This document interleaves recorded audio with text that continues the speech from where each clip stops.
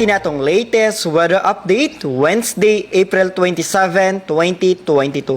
Ang Intertropical Convergence Zone or ITZZ kini ang panagtagpo ng duha ka hangin gikan sa northern ug southern hemisphere ang padayon nakaapekto sa may Palawan kasama ng lalawigan sa Mindanao.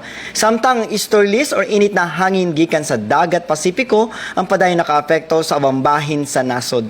Tungod kining weather system, ang tibuok Visayas, Palawan kasamang Kalayaan Islands, makasinati na madag-umo na kalangitan ug naay katag-katag na mga pag-uwan ug kini mga pagpanugdog og kilat. Magdala kini usahay kusog na mga pag-ulan na posible ang mga flash floods or landslides, ilabi na sa mga vulnerable areas. Padayon ta mag-monitor sa ta mag-i-issue ng mga thunderstorm or rainfall advisories kasama na ang color-coded na heavy rainfall warnings. Para sa atong mga dugang detalye, bisitaha atong mga official social media accounts. Kini si Jomar Eclarino gikan diri sa DOST Pag-asa Mactan. Maayong adlaw ug keep safe everyone.